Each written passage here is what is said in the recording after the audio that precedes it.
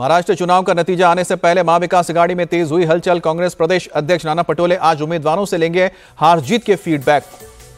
नाना पटोले आज दोपहर 1 बजे वीडियो कॉन्फ्रेंसिंग के जरिए कांग्रेस के उम्मीदवारों से बात करेंगे। काउंटिंग से पहले और बाद की तैयारियों को लेकर सावधानी बरतने के निर्देश देंगे।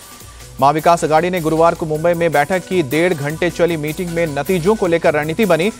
संजय राउत, जयंत पाटिल, बालासाहब थोराट और सतीश पाटिल रहे मौजूद। सूत्रों के मुताबिक जीतने वाले बागी उम्मीदवारों से संपर्क साध रही है महाविकास आघाड़ी। अपने विधायकों को एकजुट रखने के लिए होटल में शिफ्ट करने की भी तैयारी। सीएम फेस के सवाल पर नाना पटोले ने कहा कि हाईकमान का फैसला मान्य होगा। 75 से ज्यादा कांग्रेस विधायक जीत कर आएंगे।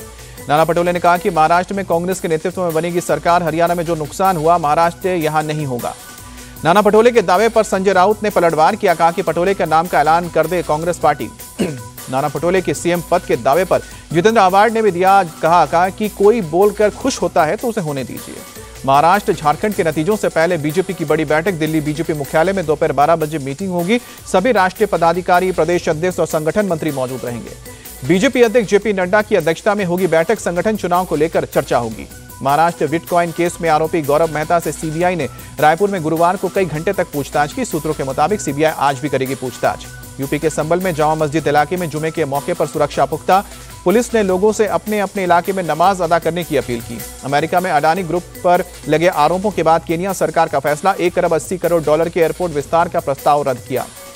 केनिया के राष्ट्रपति विलियम रूटो ने संसद में अडानी ग्रुप के साथ डील रद्द करने का ऐलान किया।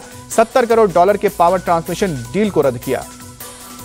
अमेरिका में लगे आरोपों पर अडानी ग्रुप की सफाई। कहा कि अमेरिकी कोर्ट की ओर से दिए गए आरोप आधारहीन हैं। गौतम अडानी पर लगे आरोपों को लेकर राहुल गांधी ने बीजेपी को घेरा। कहा कि भारत में मोदी और अडानी एक है तो सेफ है। प्रधानमंत्री अडानी को बचाते हैं। अडानी मामले को लेकर संसद में उठाएंगे ये मुद्दा। राहुल गांधी ने कहा कि अडानी के मामले में जेपीसी की मांग करेंगे। राहुल गांधी के आरोपों पर बीजेपी का पलटवार। संबित पात्रा बोले, झूठे आरोप लगाना राहुल गांधी की पुरानी आदत है। पहले आरोप लगाते हैं फिर माफी मांगते हैं। बागेश्वर धाम के पीठाधीश्वर पंडित धीरेन्द्र शास्त्री की सनातन हिंदू एकता पदयात्रा आज का दूसरा दिन। बाबा बागेश्वर पदयात्रा के पहले दिन नंगे पैर 21 किलोमीटर की दूरी तय की है। देश से आए लाखों की तादाद में श्रद्धालु पदयात्रा में शामिल हुए। बाबा बागेश्वर की यात्रा में शामिल हुए भोजपुरी सुपरस्टार खेसारी लाल यादव मंच से बाबा के लिए गीत भी गाया।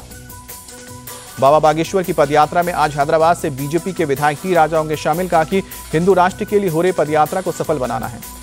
बरेली के मौलाना शाहबुद्दीन रिजवी ने बाबा बागेश्वर की यात्रा से कम्युनल टेंशन का जताया खतरा। कहा कि धीरेन्द्र शास्त्री के खिलाफ एक्शन होना चाहिए। कर्नाटक के सीएम सिद्धरामैया के बेटे यतीन्द्र सिद्धरामैया बाबा बागेश्वर के हिंदू राष्ट्र के नारे को गलत बताते हुए नजर आए। कहा कि देश के सांप्रदायिक सौहार्द के लिए खतरनाक है। गयाना यात्रा के आखिरी दिन प्रधानमंत्री मोदी ने भारतीय समुदाय को संबोधित किया। गयाना के राष्ट्रपति इरफान अली भी मौजूद रहे। पीएम मोदी ने गयाना में रह रहे भारतीयों को बताया राष्ट्रदूत। कहा कि आप भारतीय संस्कृति, मूल्य और परंपरा के एम्बेसडर हैं। पीएम मोदी ने प्रवासी भारतीयों से कहा कि गयाना आपकी मातृभूमि है, जबकि भारत आपके पूर्वजों की माता है। भारत के विकास में अपना योगदान करें। पीएम मोदी ने गयाना के भारतीय समुदाय को कुंभ के दौरान भारत आने का न्योता दिया। कहा कि भारत को जानिए, कार्यक्रम का हिस्सा बनिए। पीएम मोदी ने जॉर्ज टाउन में महात्मा गांधी की प्रतिमा पर फूल चढ़ाए। प्रतिमा की परिक्रमा कर श्रद्धांजलि अर्पित की।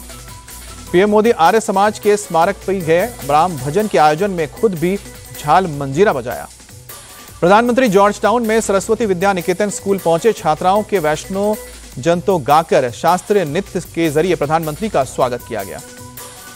प्रधानमंत्री मोदी ने गयाना की संसद के विशेष सत्र को भी संबोधित किया। कहा कि भारत और गयाना के बीच मिट्टी, पसीने और परिश्रम का रिश्ता है।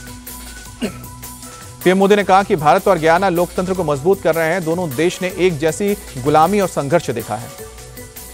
पीएम मोदी ने कहा कि भारत कभी विस्तारवाद की भावना से आगे नहीं बढ़ता। लोकतंत्र सिर्फ एक कानून नहीं है, बल्कि हमारे डीएनए में लोकतंत्र है।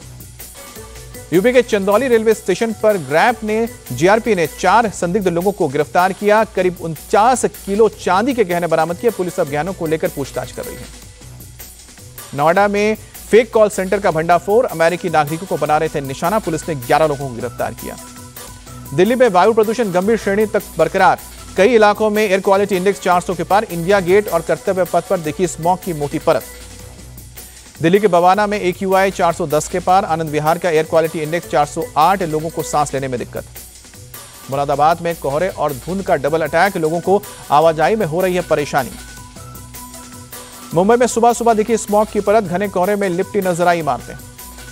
केंद्रीय परिवहन मंत्री नितिन गडकरी ने दिया बिहार को सौगात, बोधगया में 3,700 करोड़ रुपए की लागत से बनने वाले 6 सड़क परियोजनाओं का उद्घाटन और शिलान्यास किया।